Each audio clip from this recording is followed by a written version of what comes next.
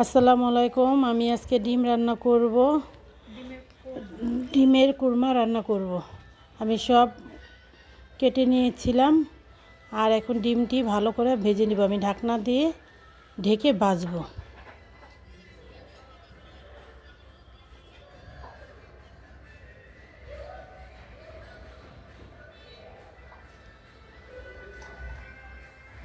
ঢাকনা দিয়ে ঢেকে ভাজলে ডিমটা ভালো হয়, লাড়া দিতে সুবিধা হয়। ঢাকনা এখন সরিয়ে ফেলবো। ডিমটি আমার লাল হয়ে যাচ্ছে।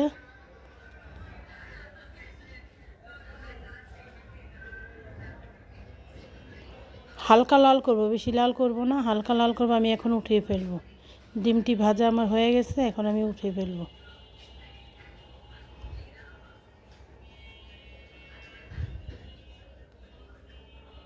আমি কড়াইটা চড়িয়ে দিব।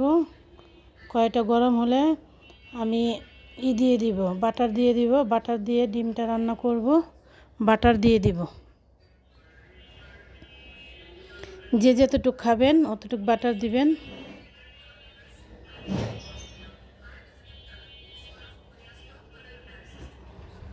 বাটারটা গরম হয়ে গেছে, আমি পেঁয়াজ দিয়ে দিব। এখন পেঁয়াজটি ভালো করে ভেজে নিব।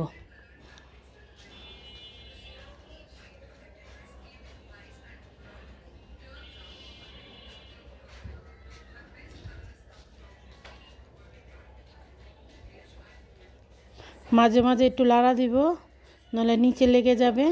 মাঝে মাঝে একটু লাড়া দিতে হবে। একটু লালচে হলে তারপর আমি পেঁয়াজ ব্লেন্ডার করে রেখেছিলাম ওইটা দিয়ে দিব।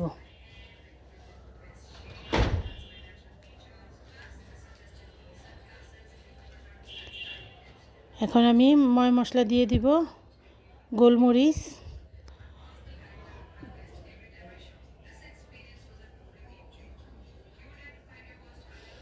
গরু মাংস রান্না করতে যা যা লাগবে সব লাগবে এই ডিমের কুরমাটার ভিতরে। এখন আমি মরিচের ফাঁকি 1 চামচ দিব। দিয়ে ভালো করে লাড়া দিব।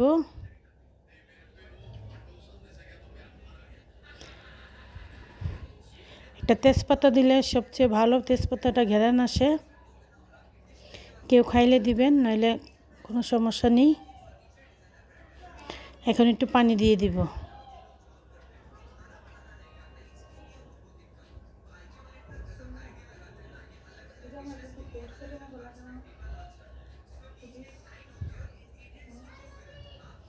ভালো করে লেড়ে দিতে হবে আর লাড়ার উপরে রাখতে হবে, নইলে নিচে লেগে যাবে। এখন আমি ওই যে পেঁয়াজটি আর কাঁচামরিচ ব্লেন্ডার করে রেখেছি ওইটা আমি ঢেলে দিব।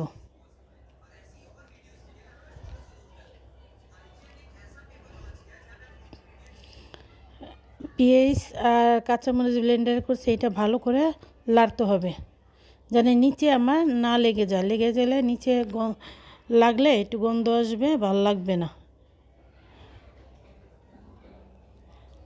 আমি আটটু বাটার দিয়ে দিব আর দিলাম আদা রসুনের পেস্ট আমি পরে দিয়েছি।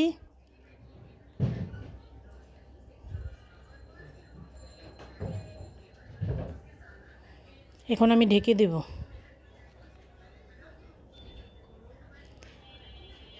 মশলাটা আমার প্রায় কষানো হয়ে গেছে, ভালো করে আটটু কষাবো।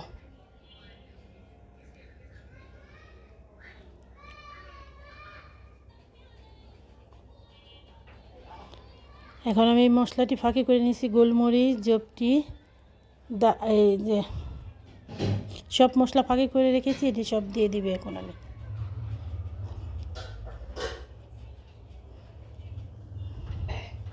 আমি 2বারে মশলা দিলাম।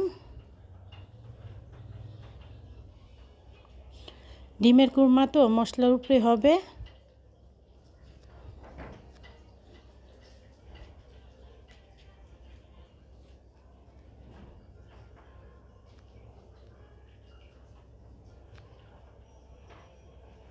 একটু পানি দিয়ে দিব। আমি একটু পানি দিয়ে দিব।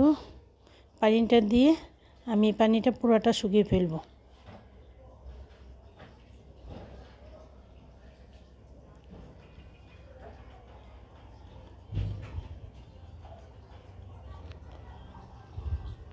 এখন একটু ঢেকে দিব আমি।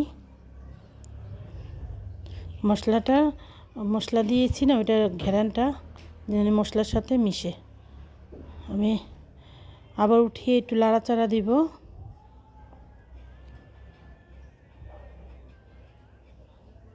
মশলাটা যত কষাবেন ততই ভালো। এখন আমি টক দই দিয়ে দিব। টক দই অবশ্যই লাগবে, এই ডিমের কুরমার ভিতরে টক দইটা অবশ্যই লাগবে।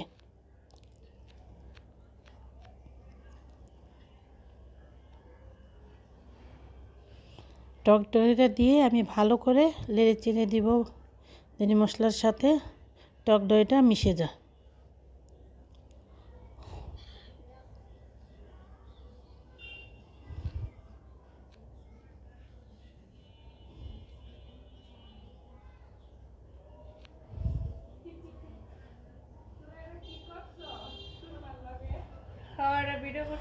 ভালো করে মিশিয়ে দিলে মশলার সাথে যে কোনো জিনিস খাবার ভালো হয়। আর মশলাটা যত কষাবেন ততই খাবারটা ভালো হয়।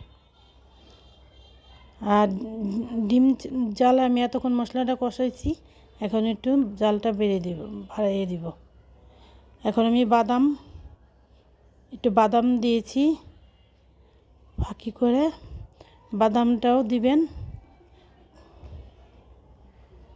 আমি খাবো তাই দিলাম।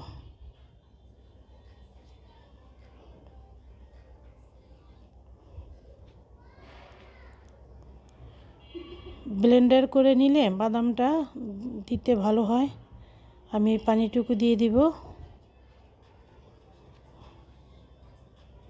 দেখেন আমার কি সুন্দর মশলার উপরে তেলটা উঠে গেছে।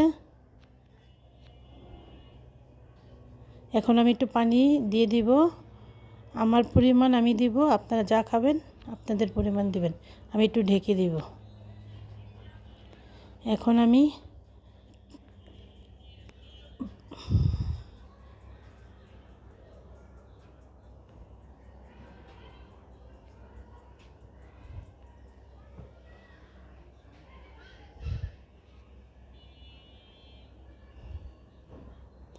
যে মশলাটি কেটে রেখেছিলাম না, এটি আমি এখন ভাজবো।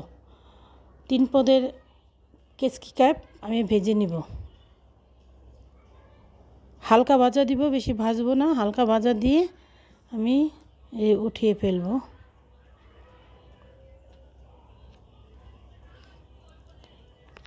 লাল, গ্রিন, হলুদ ক্যাপসিকামটা ধুনে দেখেন কত সুন্দর দেখা যাচ্ছে। আমি হালকা একটু ভাজা দিলে ভালো লাগে। এখন আমি ওইটির ভিতরে দেখি কি অবস্থা আমার।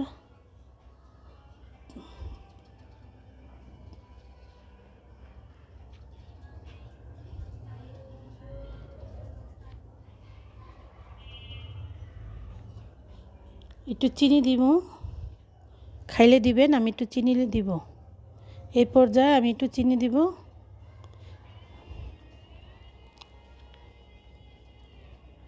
চিনি দিয়ে ভালো করে মশলাটা নেড়ে দিব। দেখেন মশলাটা আমার কি সুন্দর ঘন হয়ে আসছে।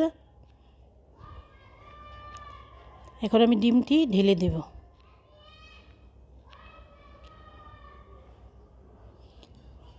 ডিমটি ঢেলে দিয়ে আমি ভালো করে নেড়ে নিব। আর লগে ক্যাপসিকামটি আমি মিশিয়ে ফেলবো। এখন দেখেন আমার তরকারির কালারটা কত সুন্দর দেখা যাচ্ছে। আপনারা এইভাবে রান্না করে খাবেন, বিশ্বাস করেন খুবই ভালো লাগে। আমি এখন ঢেকে দেব।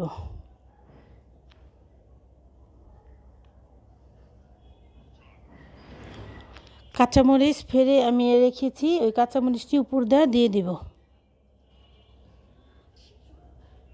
কাঁচামরিচটা দিলে তরকারি দেখতেও সুন্দর, একটু ঝাল ঝাল লাগবে, ভাল লাগবে।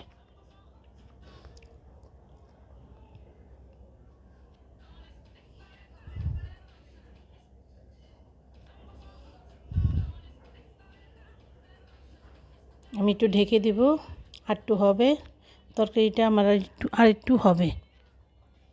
একটু ধনেপাতা খেলে দিবেন, না খেলে কোনো সমস্যা নেই, আমি খাবো তাই একটু ধনেপাতা দিব।